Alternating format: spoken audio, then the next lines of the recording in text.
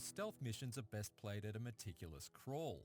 This often fiercely challenging game of covert cowboys gives you a colourful gang of outlaws with unique and complementary skills, ever-changing mission parameters that encourage experimentation, and a diverse collection of sand-swept settings to sneak through. Desperados 3 is a western that's just as wily as it is wild, and should be firmly in the iron sights of anyone with the appetite for a serious stealth challenge.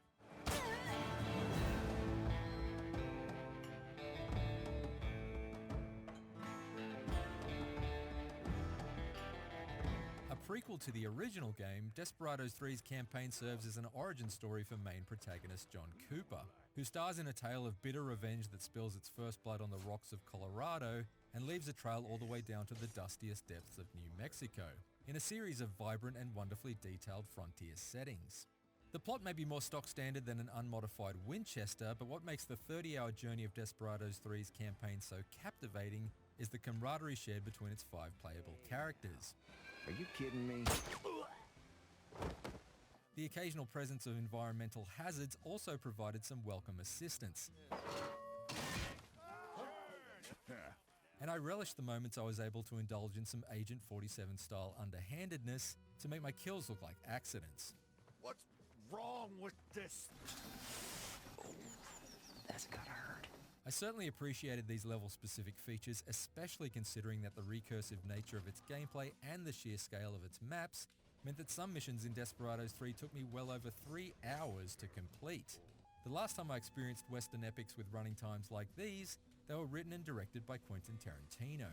The theme of toy soldier-sized assassins in a series of deadly and detailed dioramas is tough and requires a lot of trial and error.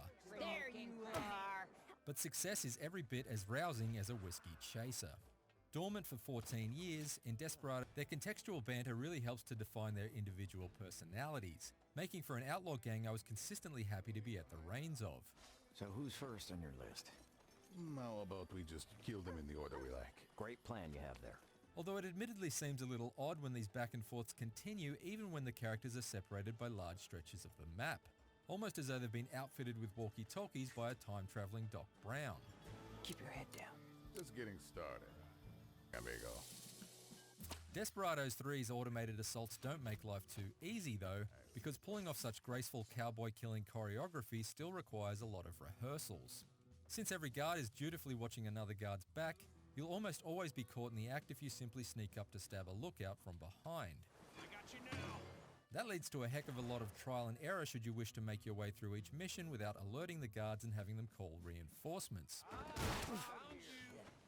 Despite being a game about cowboys, Desperados 3 is not so much about being quick on the draw as it is about being quick on the quick save, more frequent reloading than a single shot rifle.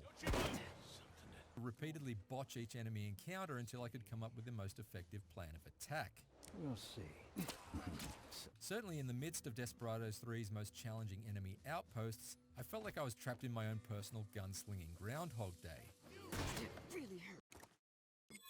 But no matter how maddening the more difficult moments became, the sense of accomplishment I felt when I eventually overcame them was always immense. See you on the other side. Cries for help.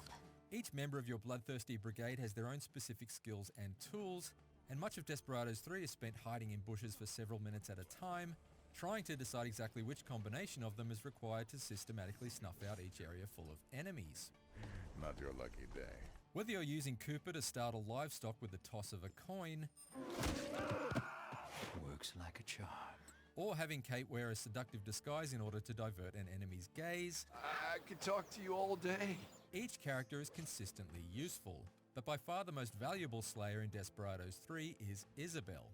This voodoo priestess provides a supernatural spin on the otherwise fairly traditional stealth mechanics, tethering baddies together to create pairs of walking voodoo dolls, whereby whatever fate befalls one is simultaneously shared by the other. See you on the other side. This leads to some truly inspired solutions for thinning out the enemy numbers,